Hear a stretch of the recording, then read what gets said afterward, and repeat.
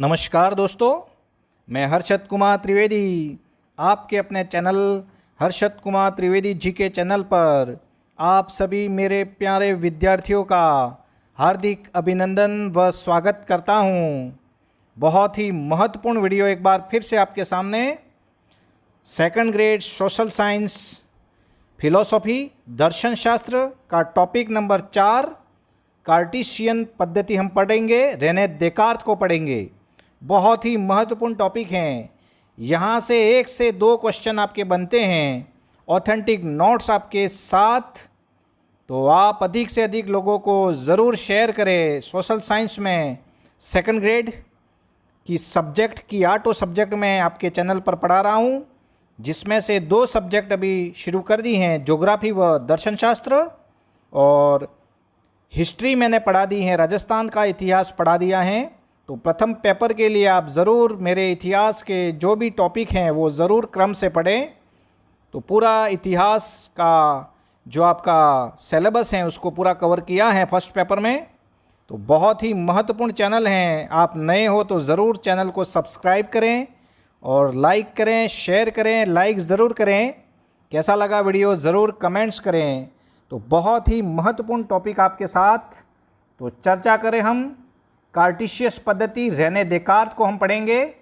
तो ये देखिए कार्टेशियन पद्धति रेने देकार्त आपके सामने। बहुत ही महत्वपूर्ण वीडियो।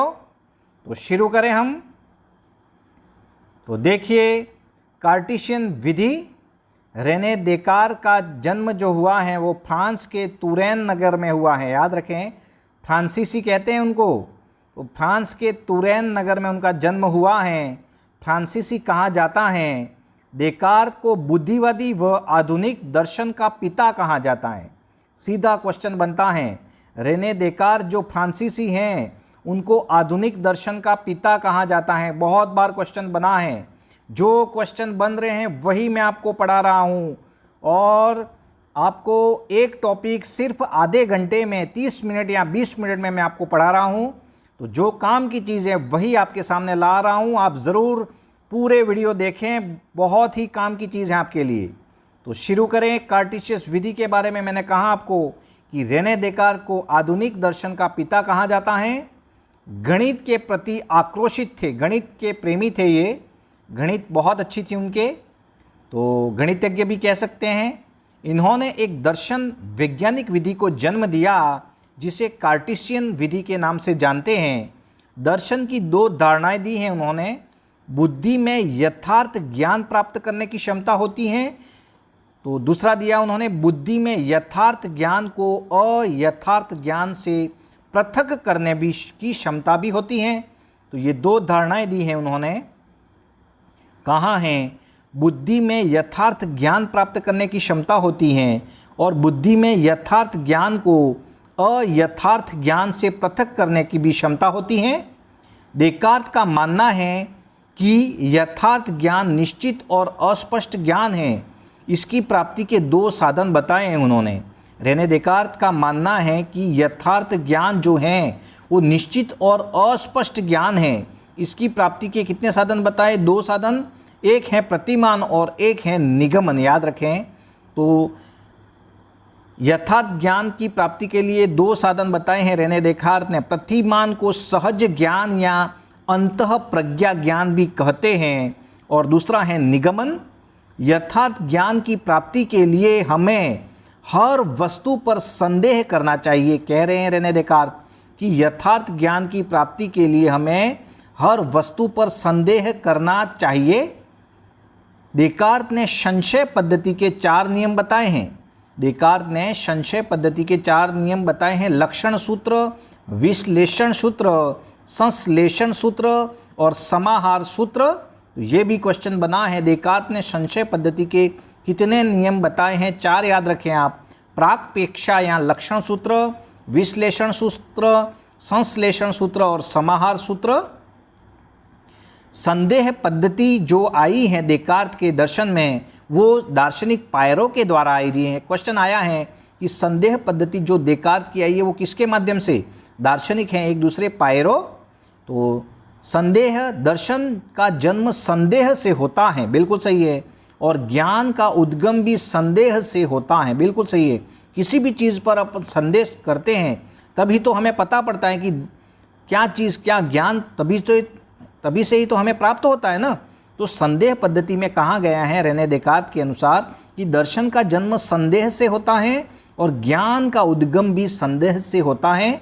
देकार्त के दर्शन में संदेह दार्शनिक पायरों के माध्यम से आया है।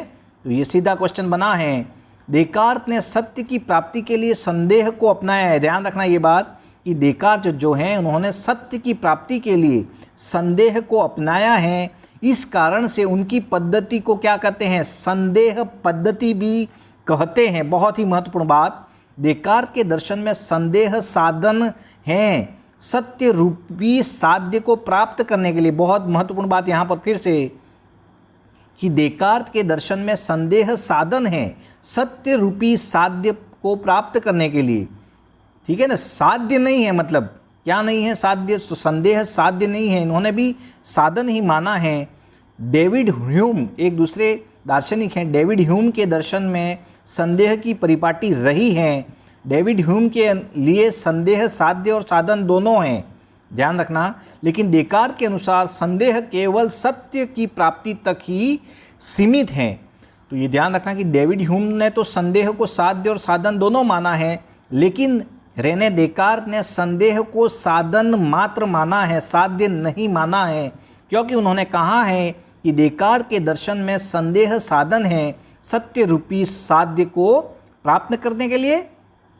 उन्होंने एक महत्वपूर्ण कोटेशन दिया है, मैं सोचता हूँ इसीलिए मैं हूँ, मैं सोचता हूँ इसीलिए मैं हूँ, कोजिटो ईगो सम। कथन किसका है, रेने देकार्त फ्रांसीसी का। और ये ही महत्वपूर्ण बातें आपके सामने मैंने कही हैं। अन्य महत्वपूर्ण प्रश्न जो हैं, इनके बहुत सारे क्वेश्चन बनते हैं। देकार्त कैसे हैं, तो बुद्धिवादी, मैंने कहा था देकार्त हैं बुद्धिवादी। आधुनिक दर्शन के पिता रेने देकार्त। यथार्थ ज्ञान के क्या साधन हैं, दो बताए थे उन्होंने, प्रतिमान व निगमन। तो ये महत्वपूर्ण क्वेश्चन भी आपके साथ में लाया हूँ। देकार्त के अनुसार प्रतिमान होता है स्वयं सिद्धि होता है। प्रतिमान क्या होता है, स्वयं सिद्ध होता है, क्लियर बात है। त्रिभुज के तीनों कोणों का योग दो समकोण के बराबर होता है। देकार्त के अनुसार यह ज्ञान क्या है, प्रतिमान है। ध्यान रखना, देखो देकार्त के अनुसार प्रतिमान होता है स्वयं सिद्ध होता है, उसको बताने की कोई ज़रूरत नहीं है, प्रतिमान को यूँ स्वयं सिद्ध है, क्लियर है। जैसे उदाहरण दिया है उन्होंने कि त्रिभुज के तीनों कोणों का योग दो समकोण के बराबर होता है। तो देकार्त के अनुसार यह ज्ञान क्या है, प्रतिमान है। देकार्त के दर्शन में संदेह साधन है, बिल्कुल सही है, साध्य नहीं है। बहुत बड़ी बात ये ध्यान रखें आप, क्वेश्चन बनता है यही। आगे देखिए, देकार्त इन वस्तुओं पर संदेह करता है, किस पर, शरीर, आत्मा व ईश्वर पर क्या करेगा, संदेह करता है। देकार्त के अनुसार ईगो संयोजन का कार्य करता है। ईगो क्या कर रहा है, संयोजन का कार्य करता है। संदेह करना क्रिया क्या है, मानसिक क्रिया है। संदेह करना कैसी क्रिया है, तो मानसिक क्रिया है। ठीक है, कोजिटो ईगो सम, मैं सोचता हूँ इसलिए मैं हूँ, रेने देकार्त ने कहा है। और उसमें मैं हूँ आत्मा से संबंधित है। किससे संबंधित है, आत्मा से। देकार्त के अनुसार प्रत्यक्ष, अनुमान, कल्पना और स्मरण शब्द युग्म अभिव्यक्त करता है। भ्रमात्मक ज्ञान को पूर्णतः परीक्षित सत्य ही यथार्थ सत्य है। किसने कहा है, देकार्त ने कहा है कि पूर्णतः परीक्षित सत्य ही यथार्थ सत्य है। देकार्त का कहना है यथार्थ ज्ञान की प्राप्ति सहज ज्ञान और निगमन से होती है। बिल्कुल सही है, यानी सहज ज्ञान यानी क्या है, प्रतिमान। देकार्त के दार्शनिक की पद्धति कौन सी पुस्तक में बताई गई है, डिस्कोर्स ऑफ मेथड, उनकी पुस्तक है डिस्कोर्स ऑफ मेथड। देकार्त की दार्शनिक पद्धति बताई गई है इस पुस्तक में, ज़रूर आप ध्यान दें। देकार्त कैसे हैं, वस्तुवादी हैं, वस्तुवादी, ध्यान रखना, देकार्त वस्तुवादी हैं। देकार्त के अनुसार सापेक्ष पदार्थ हैं, कौन से, तो मन व शरीर। देकार्त के अनुसार विश्व कैसा है, भौतिक। सभी प्रत्यय जन्मजात हैं। देकार्त के प्रतिमान ने किया है कि सभी जो प्रत्यय हैं वो क्या है, जन्मजात। देकार्त का क्रमवाद जो है वो पूरी तत्वनादी, द्वैतवाद तथा कोजिटो ईगो सम है। तो ये ज़रूर आप ध्यान दें। देकार्त के अनुसार ईश्वर विश्व तीत हैं, विश्वातीत हैं। देकार्त की जगत विषयक अवधारणा जो है गति से संरक्षण के नियम की ओर है। देकार्त के अनुसार ईश्वर का प्रयत्न जन्मजात है, वह ईश्वर से प्राप्त है। ये ध्यान रखना कि देकार्त के अनुसार ईश्वर प्रयत्न जन्मजात हैं, वह ईश्वर से ही प्राप्त हैं। कारण को कार्य के जितना होना चाहिए, इस सिद्धांत का प्रयोग देकार्त ने ईश्वर की सत्ता दर्शाने के लिए किया है। यानी कोई भी कारण को कार्य के जितना होना चाहिए, तो इस सिद्धांत का प्रयोग देकार्त ने ईश्वर की सत्ता दर्शाने के लिए किया है।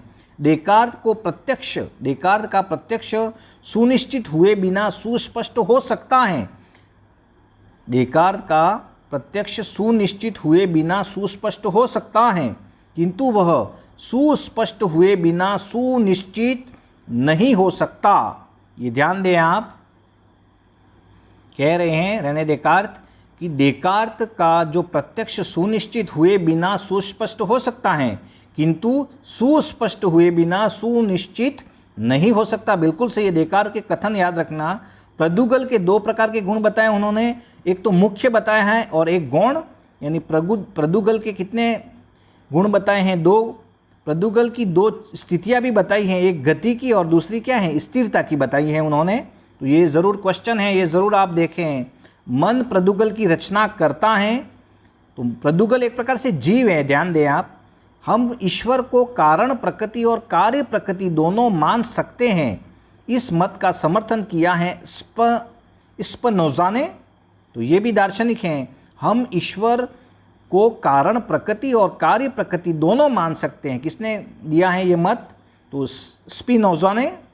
और देकार्त के अनुसार मानवीय बुद्धि के पास में यथार्थ ज्ञान प्राप्त करने की अपूर्व क्षमता विद्यमान होती है। रेने देकार्त ने कहा है कि मानवीय बुद्धि के पास यथार्थ ज्ञान प्राप्त करने की अपूर्व क्षमता होती है। इसीलिए तो रेने देकार्त को बुद्धिवादी कहते हैं। देकार्त संदेहवादी नहीं है। बहुत ही महत्वपूर्ण क्वेश्चन आपके लिए कि देकार्त जो है वो संदेहवादी नहीं है। क्यों?